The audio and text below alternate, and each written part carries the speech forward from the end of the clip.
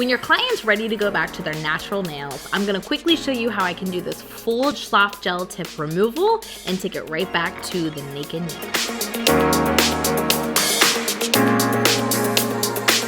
So the first bit I'm gonna use for removal is the T-Rex bit. I'm gonna quickly remove the soft gel tip.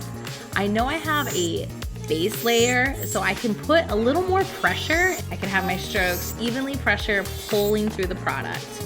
Right now I'm running at about 25,000 RPMs, and then at a 45-degree angle, I'm gonna make sure I don't catch my client's fingertip, so I'm pulling the fingertip back, and I am just shading down that free edge. This is gonna be the most efficient way to remove soft gel tips, especially if your client wants to go back to their natural nail. I'm trying to eliminate as much of the soft gel tip as possible, and then at the end, there'll be a little bit of soaking. I'm removing as much of the bulk with the T-Rex bit.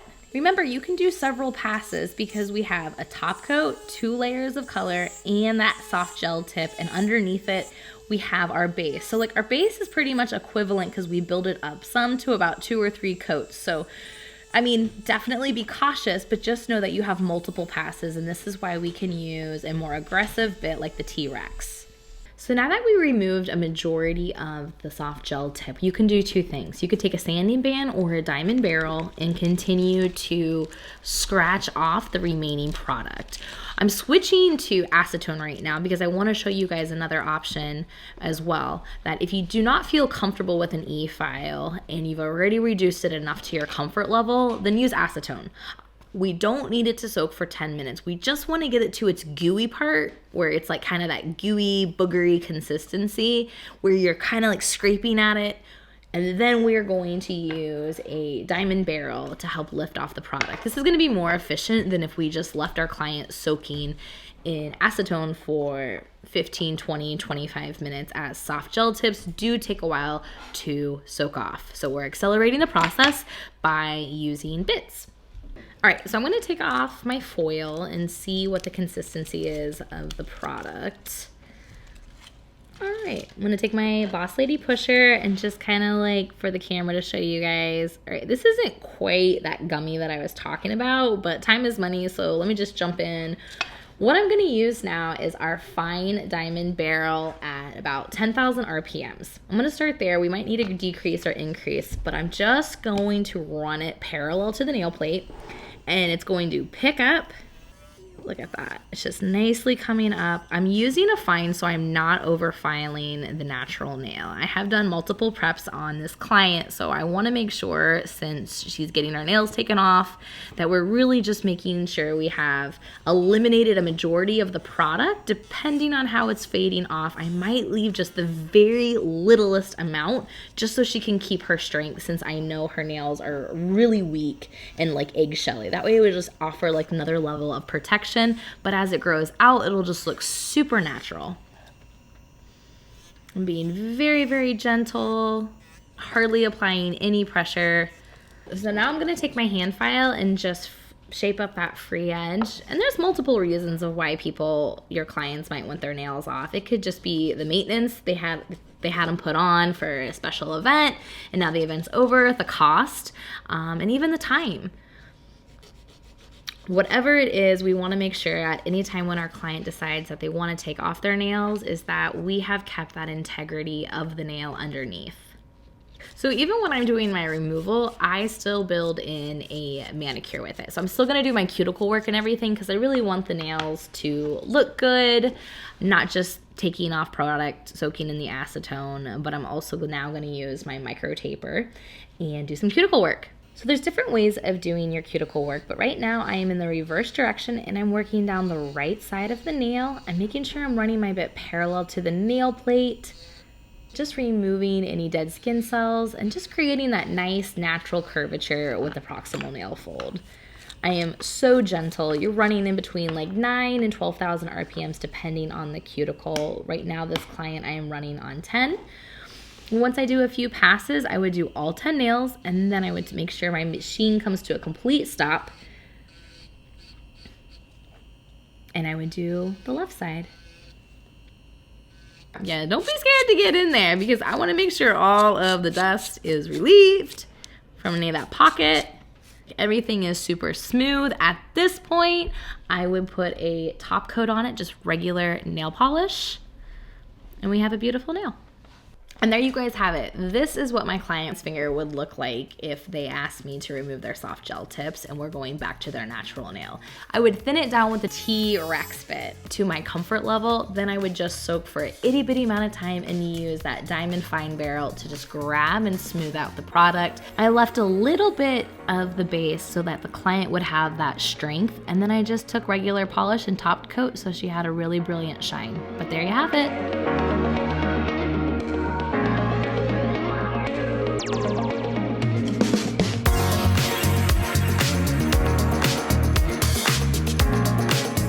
All right, so here we have a grown out soft gel tip. I'm gonna use a sanding band, and what we're just gonna do, whether you call it prep or whether you call it a rebalance, whether you call it a fill, I'm going to keep this tip. So I'm being very gentle. I'm not working with my T-Rex because I'm not putting a new soft gel tip on. I'm just removing the color, gonna shape up this tip and use some structure gel to fill in the regrowth area. So as I'm taking down the color, I am just being really gentle with my pressure and running in the forward direction at about 15,000 RPMs. Depending on how abrasive your sanding band is, I am working with a medium grit, and I feel like this is coming off really nicely because I don't want to distort or thin out that gel tip too much. I just flip the hand because I want to make sure I'm keeping my body posture in a very comfortable and methodical movement. So I'm flipping my client so that I can get in there with my e-file really nicely to remove the color. I prefer doing the dragging method more than rocking back and forth, but whatever you do, I mean, you do you. Try to maximize as much of your barrel as possible. That's just, especially with sanding bands, as they are a disposable tool. That way you're just being efficient. So sometimes when you apply soft gel tips, things go rogue, such as in my sinus area right here on the very top, I have extra flooding, which I'm gonna have to remove. And sometimes that extra flooding also occurs on the bottom, where you have your fingertip connected to the actual tip. So I'm gonna quickly show you guys some quick tips to clean that up. The first thing, if I had spillage underneath, the first thing I'm gonna do while it's still wet is just to take a brush and just to take the extra product and wipe it out, making it flat along the soft gel tip. That's gonna be your quickest, most efficient way. But if you didn't catch it and you've already cured, that is when I'm gonna go in with the Erica's Under the Nail Carbide. So this tool is more abrasive. You're going to want to make sure this tip right here, the tip right here is really pointy. So I'm going to pull back the fingertip and make sure I can see where the hyponychium is, because I do not want to take that point and accidentally cut my client, because they will totally bleed. So I am going to run at high speeds, about 20,000 RPMs. Whenever we're working with carbide, we want to work on high speeds. And I'm literally going to just take this tip and I'm going to carve out that existing product. And you're gonna just carve into it. Just keep swiping it, kind of like you're just cleaning it out, just like you're brooming it. Yep. You have a pool of product there, so it is gonna feel like you're digging into the product, which is exactly what you wanna do. Make sure you're running at high speeds. Speed is your friend anytime that we're working with carbide, and you're going to just drill out that remaining product. We're gonna do this only when the product is cured.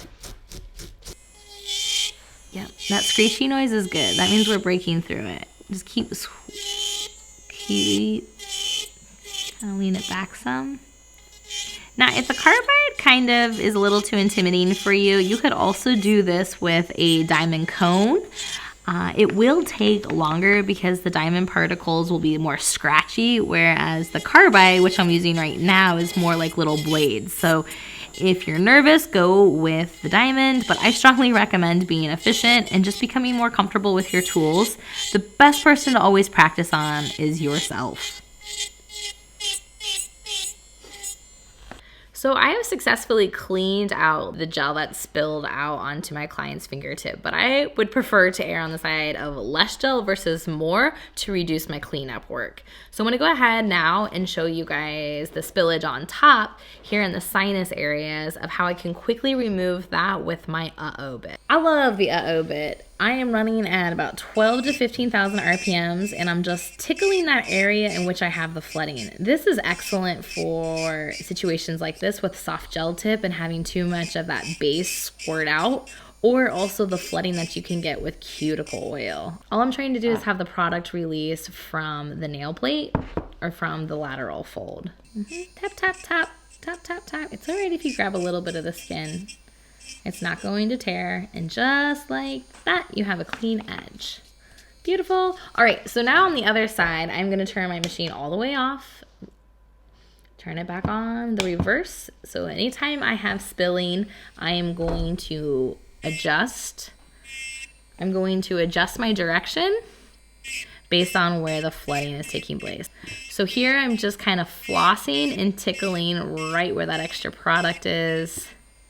And I want it to release off of the nail plate as well as the skin. I could use nippers for this, but when I do that, I still have a rough edge that I have to take another bit to like smooth down to kind of seal the tip. Yeah, make sure you're staying on top of the product because that's what we want it to release from. All right, now we're gonna get the alcohol with our nylon brush, and yes, remove all that extra debris. All right, take a look at that cuticle area. All of my oopsies have turned out to be just fine, and now I'm ready to apply my color. We're missing product! Help, help! What do you do when you don't have enough product in your soft gel tip? You add more. You take it from behind. When you don't have enough product, we have to make sure that we are filling that gap. So if you don't have enough product where the gel is covering the full fingertip, then I'm just going to take a non-wipe top coat and push it gently back into the nail. That way we don't have any issues with any kind of potential greenies, water, or bacteria getting into our nail. And then you would cure. My client wants this to be a little shorter, so you can take your cuticle nipper, your cuticle cutters, or your hand file, or your bit. Because my client wants me to take down some of this length, but again, we are maintaining this same kind of like coffin shape. I'm not putting a new tip on. Trying to do as much work as I can. And I'll come back with my hand file and really shape that in. But my sanding band is just kind of quickly removing a bulk of that. All right, I'm gonna grab my Erica's Diamond Medium file. So there's several grits, but when I'm working with soft gel or gel in general, I like working with the medium grit. And if I was doing like acrylic or dip, I would work with the coarse. Just working on my shape. I still have a good foundation here with my soft gel tip. Once I'm done with my shaping, I am going to grab my micro taper and do some cuticle work and prep. All right, now I am taking my micro taper and I am going to do my prep work as well as my cuticle work in the regrowth area. So I am in the reverse direction, working down the right side. I'm doing multiple things here: regrowth, prep, cuticle work, and then also smoothing down that transition between the nail plate and the tip. I'm also evaluating to see if there's any lifting, because like always, if there's ever any lifting, it has to be removed or it just turns into a vicious cycle. I'm gonna squirt it down with alcohol and take my nylon brush to remove all of the dust. And then I have a little bit of cuticle, so I'm gonna take my cuticle nippers and just nip this off. But let the cuticle nippers do the work. I don't need to do any intense cutting. That's also why I really take care of my nippers as well. You're only cutting off that milky, dry, dead skin. You're not getting it in there and just cutting whatever flap there is, because that's when the cuticles are going to continue just to split. We don't want to cut into the live tissue because that's when more hangnails are going to occur.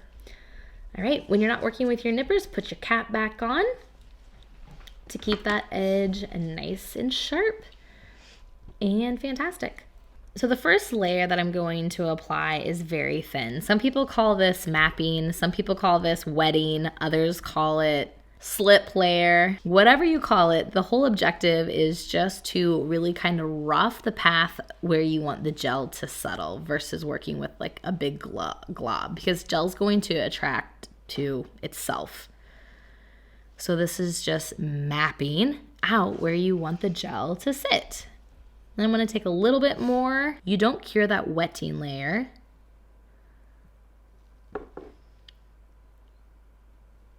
And just like any kind of gel, you just walk it down, walk it down. You're going to put a little bit more towards the back of the cuticle and that apex area.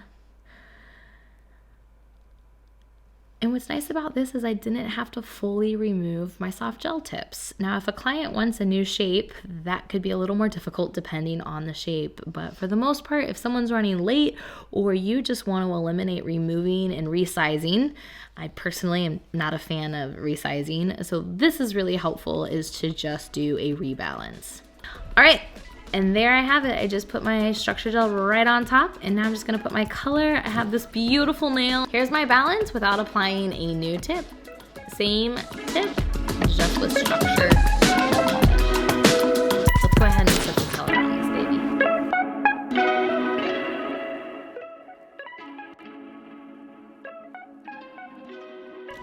And that's how I would do a soft gel tip balance. I'm using the same tip that my client already had, and I'm just using a soft gel tip builder.